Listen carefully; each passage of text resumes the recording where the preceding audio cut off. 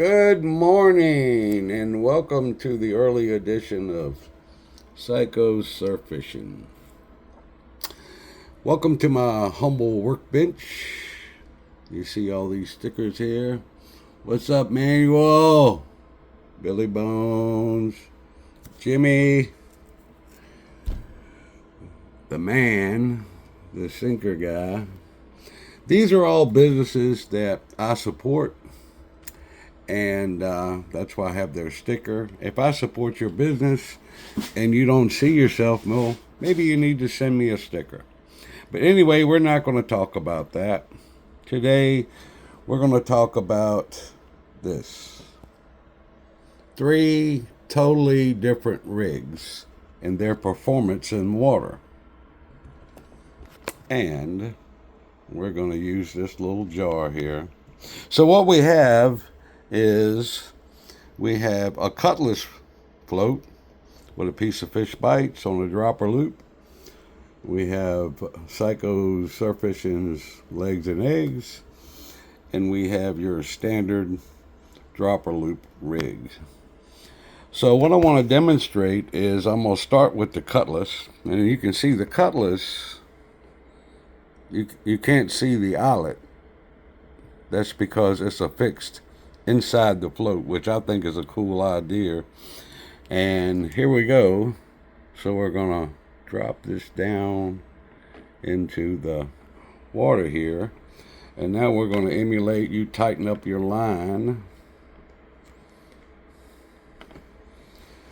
And current. So we mess it around, got some current going on. You see, you got some movement there with that thing, which is going to be enticing to the fish. But the main thing to look at is the float stays in place. So let's pull that out. And we're going to put the old legs and eggs, baby, into the tank. And here we go. So we're dropping the legs and eggs in. Oop! She'd even go down. Let's emulate some fishing activity here. Of course, each one of them has an equal amount of fish bites put on it. So, oh man, that thing looks so good, I want to bite it. Look at that. Well, there's some serious buoyancy and movement right there. So that's the legs and eggs float. Now we're going to use your standard dropper rig with a 3/4 inch float, same thing as legs and eggs, same piece of fish bites. So we're going to put that into the tank, and initially she floats, and you start emulating movement. I want you to watch what happens. A little buoyancy, a little wave action.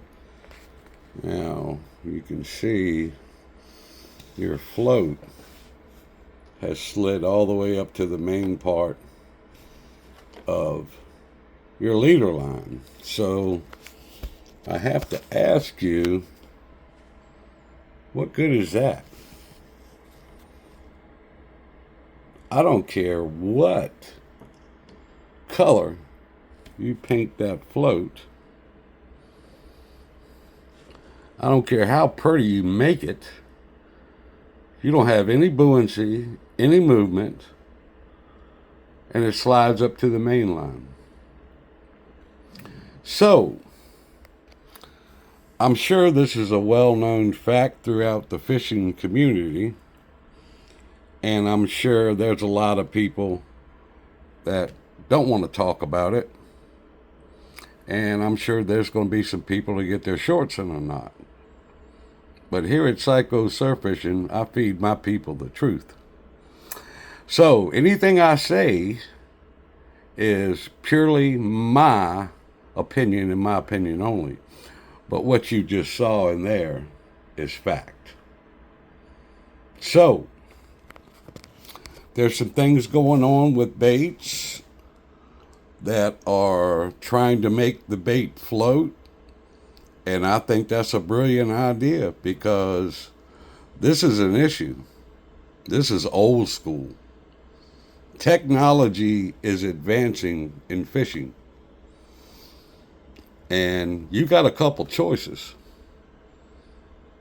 You could go old school, or you can keep up with the newest technology. Anyway, this is Psycho Surf Fishing signing out. Have a great day.